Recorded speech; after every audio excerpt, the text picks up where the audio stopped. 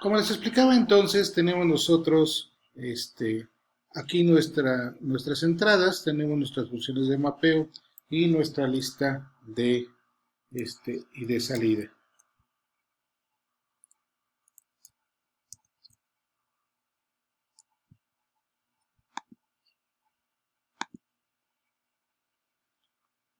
Bueno, todas estas llaves que nosotros acabamos de ver son particionadas y son particionadas dentro de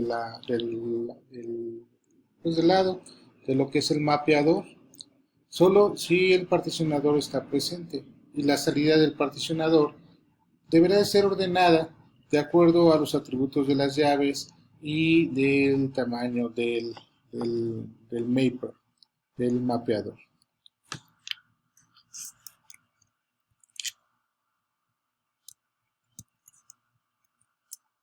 Quería enseñarles en la cámara web, pero algo no funciona aquí.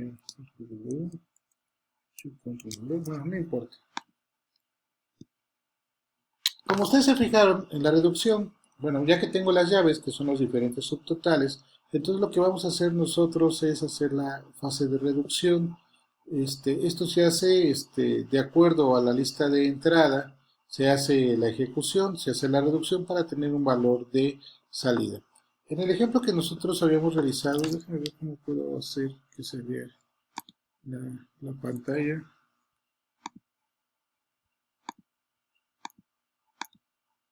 Quería enseñarles la pantalla. Alt W, Shift W. Bueno, no me deja abrir la pantalla web. Sí, no me lo deja, pero no importa. Bueno, entonces aquí podemos nosotros ver cuáles son las limitaciones. El framework de mapas de reducciones es un poco más difícil a lo que es pues generalmente lo que es para la lógica de transformación. Nosotros tenemos que pensar en paralelo y eso no es algo tan sencillo de poder realizar.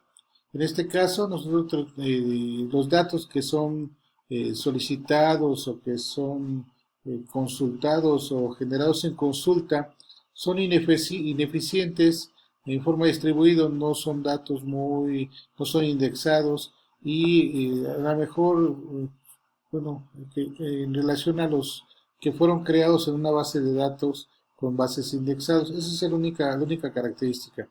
Nosotros no podemos paralizar tareas reducidas para la tarea de mapas para decidir procesos a través del tiempo. Las tareas de reducción no inician solo con la salida del mapa, con las tareas del mapa, sino que tienen otros procesos implícitos que, bueno, nosotros tenemos que ir cuidando, ¿no? Sin embargo, el Haddock tiene la habilidad de poder resolver diferentes problemas. Dice, es una de las mejores técnicas para poder trabajar con una gran cantidad de datos, con aquellos que son necesarios que puedan ser divididos en pequeños trozos y que se puedan distribuir a través de servidores que necesitan ser procesados de una manera paralela. Esto va a recuperar el tiempo y el costo del análisis de datos a través de datos monstruosos, enormes o muchísimo muy pesados. Dice, si nosotros tenemos el diseño de los mapas y las fases de reducción para el problema, entonces es posible resolver cualquier problema con este algoritmo que se llama MapReduce. Es bastante interesante. Aquí podemos nosotros ver algunas cuestiones interesantes de este tipo de conceptos. Generalmente se nos enseña a pensar, pero se nos enseña a pensar de manera muy lineal, ¿no? Muy secuencial. Aquí los problemas que vamos a abordar son problemas ya más de tipo, bueno, los conceptos son diferentes en Java para utilizar la programación de Haddock. Hay llamadas a procedimientos remotos. Esto es una comunicación entre procesos sin que el programador explícitamente pueda codificar los detalles de esta interacción remota. Esa es una característica interesante. Existe algo que se llama serialización y deserialización. Con serialización, una máquina virtual de Java puede escribir el estado de los objetos que son enviados, con ellos nosotros básicamente podemos leer todos los miembros y escribir el estado de cada stream en disco o cualquier otra cosa a través de estas máquinas que pueden mandar datos a través de la red. Existe otro parámetro que se llama Java Generics o genéricos de Java que estos permiten un tipo o un método de operar con objetos de diferentes tipos, los cuales generan básicamente tiempo de compilación seguro y que hacen que Java sea un lenguaje completamente estático, algo que no tenía generalmente.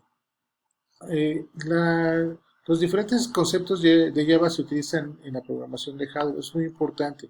¿Por qué? Porque vamos a tener dos tipos de conceptos de esto, que es la colección de Java, que es un framework con un conjunto de clases e interfaces para manejar diferentes tipos de colecciones de datos con objetos Java simples, o tenemos algo que es la concurrencia, que ha sido diseñado para soportar programación concurrente y toda la ejecución tiene lugar en un contexto de hilos. Eso es lo importante. Básicamente aquí estamos nosotros explotando el concepto de hilos que ya había sido explotado antes en el procesamiento paralelo con el uso de los famosos GPUs o las unidades de procesamiento gráfico que conocíamos. Por otro lado, no hay manera de entender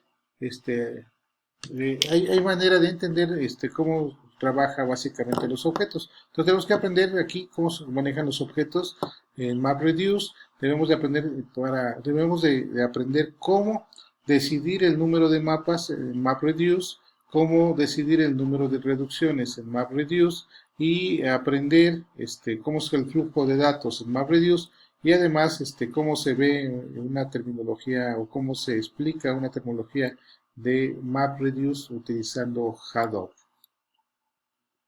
Bueno, básicamente los objetos de MapReduce son tres, que es el mapeador.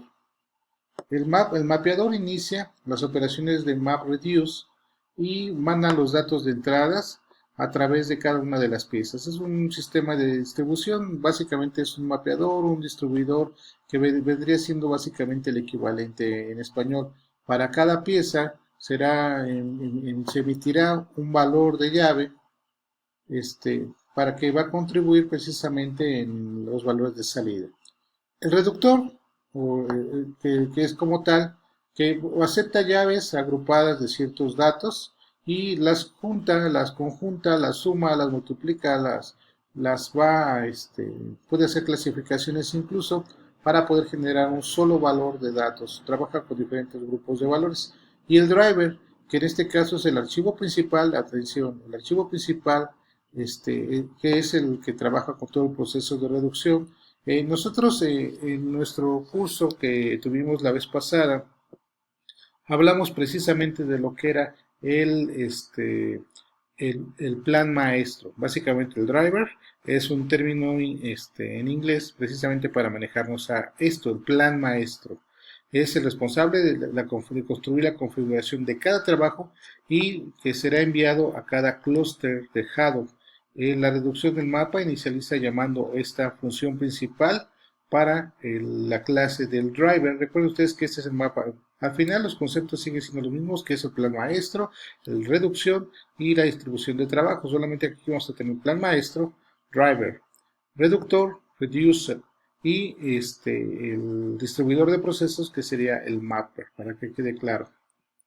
Bueno, ¿cómo decidir el número de mapas en MapReduce? El número de mapas es usualmente definido por la cantidad de datos. Recuerden ustedes que habíamos sacado por ahí una formulita en la cual nosotros podemos determinar cuántos datos se iban a estar manejando, el tipo de los bloques y porque eso es importante para poder manejar el tipo de archivo de la carpeta donde se van a colocar los datos de Hadoop, de Distributed File System, pero algunas veces el número de mapeadores creados puede ser más que el conteo a causa de una ejecución especulativa. Básicamente es sencillo, un poco de experiencia o al trabajar ahorita con ese tipo de cosas nos los va a permitir. Entonces, es verdad cuando la entrada es un archivo a través de diferentes dependencias que se pueda manejar una entrada, una clase de un archivo de formato.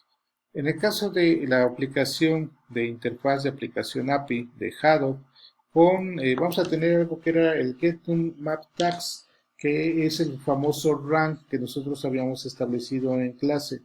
Es una idea para saber pues, cuál es el número de nodo que me corresponde, el número de tarea o el número de proceso que se maneja. ¿Correcto?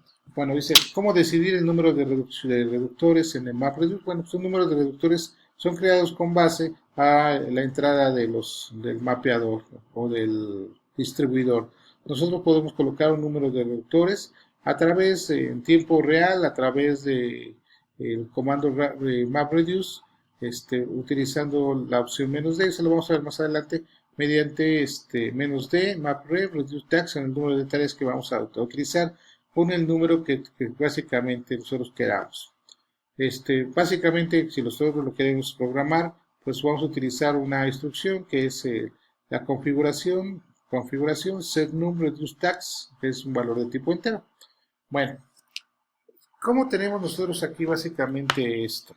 Bueno, si nosotros podemos observar, vamos a tener diferentes nodos, ¿correcto? Entonces vamos a tener diferentes nodos donde estamos haciendo el mapeo de los procesos. Esto es el problema que tenemos en cada uno de ellos. Ese mismo problema hacemos el mapeo del proceso y tenemos nosotros en diferentes colores lo que es el plan maestro de las actividades que se van a realizar. Una vez que se realiza todo esto, vamos a nosotros a tener aquí una reducción. Quiero que se fijen que tenemos 3 reducciones.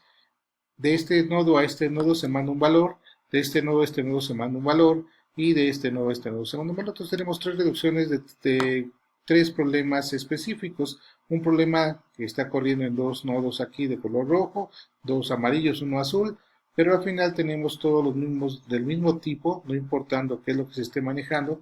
Tenemos nosotros 3 nodos de reducción pues obviamente con 3, ¿no? Tenemos 1, 2, 3, 4, 5, 2, 4, 5 nodos acá. De color rojo tenemos 2, 3, 4. Tenemos 4 nodos de color rojo. Y de azul 1, 2, 3, 4, 5, 6, que son los que tenemos nosotros allá. A esto corresponde el 4, el 6 y el 5. Bueno, hablando de básicamente cómo se cierra la terminología de la reducción del mapa, los atributos del mapa son los siguientes. Los archivos de entradas se refieren a la entrada de datos en crudo que han sido extraídos para su análisis de negocios a través de un file system de este tipo.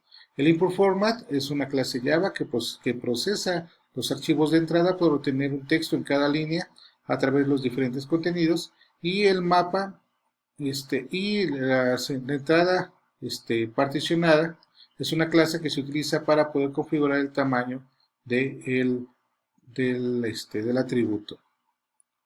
Los atributos de la fase son la lectura y registro, el mapeador, que trabaja de la siguiente manera.